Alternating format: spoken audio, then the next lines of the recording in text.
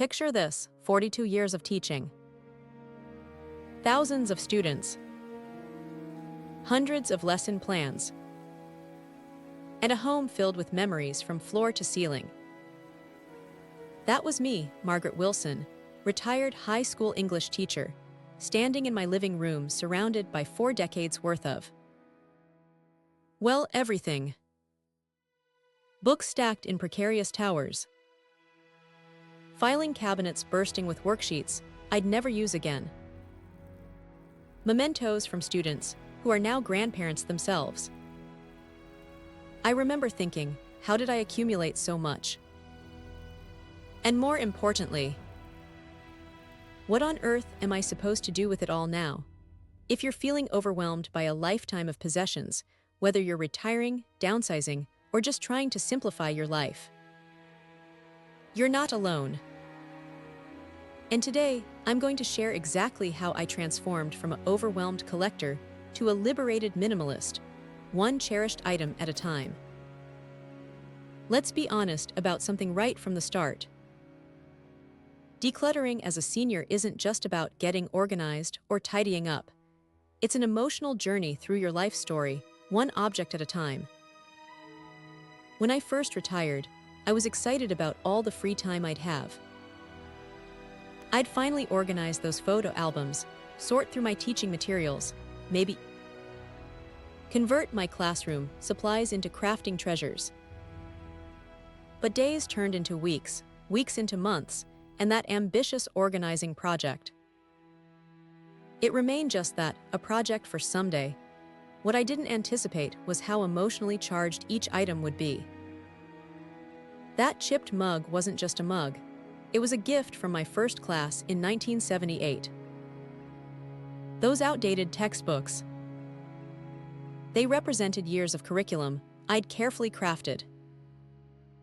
Every object held a memory, a connection, a piece of my identity as an educator. And that's the first thing I want you to understand. Acknowledging the emotional weight of your possessions isn't weakness, it's wisdom. If you're struggling to part with items, it's not because you're disorganized or a hoarder. It's because you've lived a rich, meaningful life, and these objects are the physical manifestations of that journey. So before you grab a single garbage bag or donation box, give yourself permission to feel, to remember, to honor what these possessions have meant to you. Because starting with emotional awareness makes the practical steps that follow so much more effective. After months of false starts and overwhelming attempts, I finally developed what I call my 3-phase approach to senior decluttering. And it begins with something counterintuitive. Don't start with the hardest spaces. Phase 1. Build momentum with the obvious. I started in my garage with items that had clear destinations: outdated paint cans for hazardous waste disposal, duplicate gardening tools for donation, broken appliances for recycling.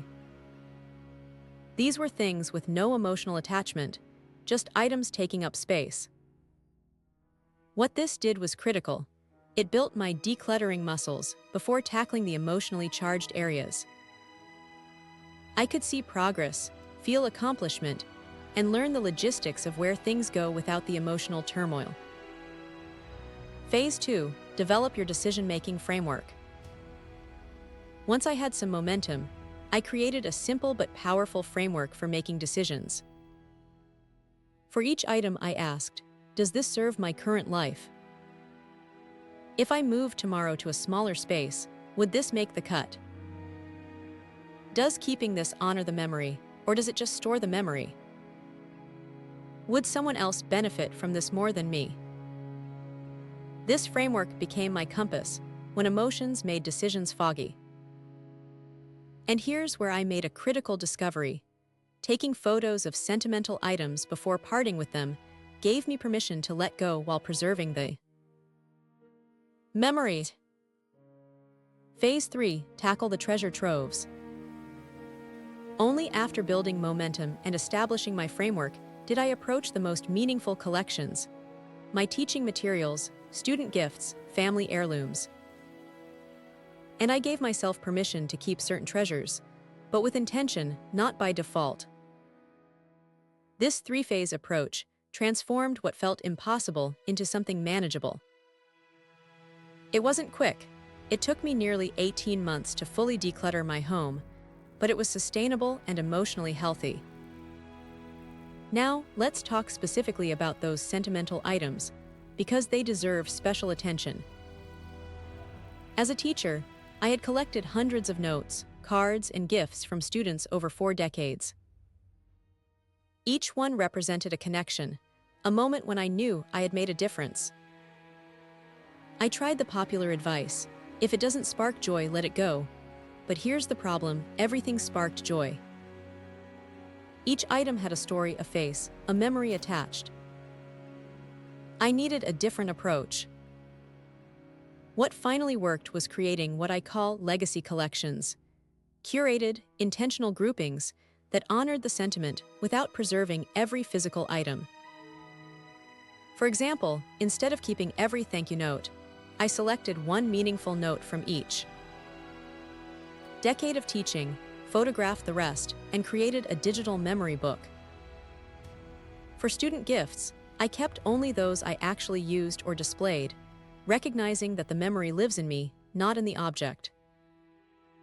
The breakthrough moment came when I realized keeping everything actually diminished the specialness of the truly meaningful items. When 30 mugs from students were crammed in a cabinet, none of them seemed special. But selecting just 3 favorites to use daily, they became treasures, used and appreciated rather than stored and forgotten. This approach respected both the past and my present needs. It allowed me to honor my teaching career without letting it dominate my retirement home. For family heirlooms, I took a similar approach, but with an additional step. I invited family members to shop my collections before I made decisions. My niece was thrilled to have her grandmother's china that had been sitting in my cabinet for years. My son took some of the books I'd saved from my own childhood. Items found new homes where they'd be used and loved, not just stored. Something nobody warned me about was how retirement itself creates new organizational challenges. When you're working, your home primarily serves as a place to rest, relax, and prepare for the next workday. But in retirement, your home becomes your headquarters for everything. Suddenly, I needed space for new hobbies, volunteer work materials, grandchildren's toys, and exercise equipment. My home needed to function differently, but it couldn't while filled with artifacts from my teaching life. This realization sparked an important question. What do I want my next chapter to look like, and how can my home support that vision? For me, I wanted space for watercolor painting, hosting book club meetings, and having grandchildren over for weekends. This meant transforming my home office, once stuffed with teaching materials, into a creative studio with space for little ones to join me. This future-focused thinking became incredibly motivating. Instead of just clearing out the old, I was making room for the new. Decluttering wasn't about loss anymore. It was about possibility. I started envisioning spaces based on activities rather than storage. My dining room, rarely used when I was working long hours, became a multi-purpose area for painting, puzzles, and yes, occasional meals. My guest room, once a glorified storage unit, became a proper space for visitors with a meditation corner for my new mindfulness practice. This shift in thinking from what should I get rid of to what am I making room for transformed the entire decluttering process. It gave purpose to the sometimes painful decisions and helped me focus on gains rather than losses. Let's get practical for a moment. All the emotional readiness in the world doesn't help if you don't have systems that work for your current stage of life. And I discovered that many organizing methods are designed for younger people with different physical abilities, and time constraints. Through trial and error, I developed modified approaches that worked better for me. First, the 15-minute method. Instead of marathon decluttering sessions that left me exhausted, I worked in 15-minute increments with mandatory breaks. This preserved my energy and prevented the physical strain that could discourage me from continuing. Second, I created decision-free zones. Once I cleared and organized a space, I declared it finished and moved on. No revisiting, no second-guessing. This prevented the common problem of moving items around without actually reducing them. Third, I adopted the one-touch rule with a senior-friendly modification. Traditional advice says to touch items once and make an immediate decision. Instead, I allowed myself to set aside difficult items in a dedicated decision pending box, but with a scheduled date to revisit them. This prevented decision fatigue while ensuring nothing remained in limbo forever. Fourth, I leveraged technology in senior-friendly ways. Using voice recording to capture memories about special items before letting them go. Taking photos of collections rather than keeping every piece. Creating digital archives of documents rather than storing papers. And finally, I created physical systems that would remain manageable as I age. Lower shelves for frequently used items. Labeled containers that are lightweight. Digital backups of important documents accessible from anywhere. These practical approaches acknowledged my physical realities while supporting my decluttering goals. Because the best system isn't the most Instagram-worthy one, it's the one you'll actually maintain for years to come. About 8 months into my decluttering journey, something unexpected happened. Friends started commenting not just on my more organized home, but on "May, you seem lighter," they'd say. "More energetic, you're moving differently," they were right. The benefits had expanded far beyond my physical space. First, there were the practical advantages: less cleaning time, lower maintenance costs, easier location of items I needed. My quarterly cleaning routine that once took an entire weekend now took just a few hours. My utility bills decreased because I was heating and cooling less unused stuff. But the deeper benefits surprised me most. My sleep improved dramatically once my bedroom contained only items that supported rest and relaxation, not boxes of memorabilia that subconsciously reminded me of unfinished tasks. My anxiety levels decreased. Without visual clutter constantly signaling my brain that something needed attention, my mind became calmer, more focused. My relationships deepened. With space to host comfortably, I entertained more often. Without the embarrassment of clutter, I invited people over spontaneously. I reconnected with friends who had drifted away during my busy teaching years. And perhaps most profoundly, I experienced a renewed sense of identity. For decades, I was Ms. Wilson, the English teacher. My possessions reinforced that identity. As I thoughtfully released teaching materials, I created space, both physically and psychologically, to discover who Margaret is in. Retirement. I found myself trying new activities, developing new interests, and connecting with different aspects of my personality that had been secondary to my teaching identity for so long. This is what I wish someone had told me at the beginning. Decluttering in retirement isn't just about managing your stuff. It's about creating space for your evolution, for discovering who you are and what matters in this new chapter. Despite my success, I need to be transparent about something important. There were moments when I needed help, and recognizing that need was crucial to my progress. About halfway through my decluttering journey, I hit a wall with my late husband's workshop. He had been gone for 5 years, but his tools, projects, and workspace remained exactly as he left them. Every time I opened that door, grief would wash over me anew. After months of avoiding that space, I realized I needed support. This leads me to an important point about senior downsizing. Knowing when and how to ask for help is not a failure, it's wisdom. In my case, I reached out to my brother-in-law, who shared my husband's passion for woodworking. Together, we sorted through the workshop, with him explaining the purpose and value of tools I couldn't identify.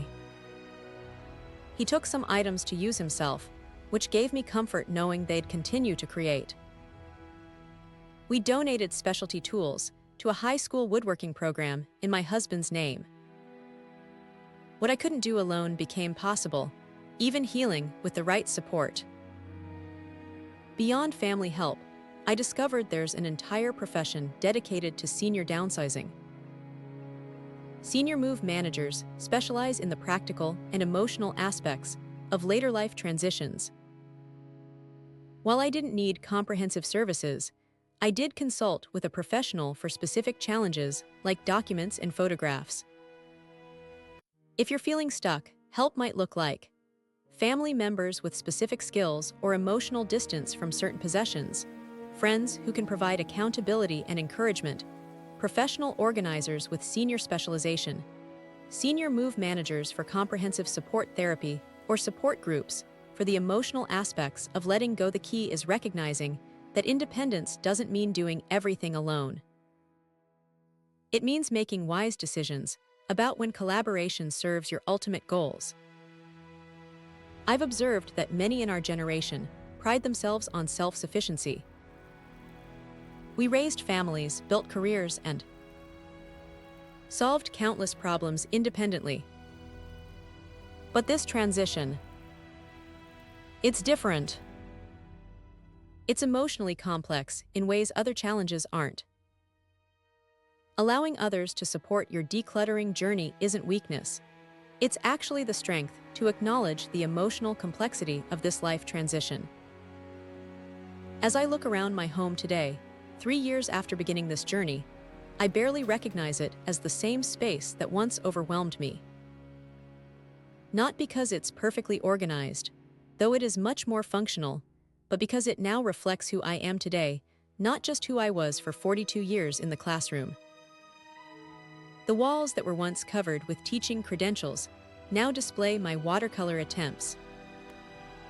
The bookshelves that groaned under professional development texts now hold novels I'm finally finding time to read. The dining table, once buried under papers to grade, now hosts friends for dinner and grandchildren for art projects. I won't pretend the process was easy or that I don't occasionally miss certain items I've let go. But what I've gained, space, freedom, presence, possibility, far outweighs what I've released. If you're standing where I once stood, surrounded by a lifetime of possessions and unsure where to begin, I hope my story offers both practical guidance and emotional permission. Permission to take your time, to honor your feelings, to keep what truly matters, to let go at your own pace, to create a home that supports who you are becoming, not just commemorates who you've been. Decluttering in our senior years isn't about erasing our past. It's about creating space for our future, however many years that may be. It's about lightening our load so we can move more freely into new experiences. It's about relieving our loved ones of future burdens while we still have the energy and clarity to make thoughtful decisions. If you found value in these insights, I'd love to continue the conversation. Subscribe to Smart Downsizing for weekly videos on senior organizing, decluttering overwhelming homes, and navigating retirement transitions with grace.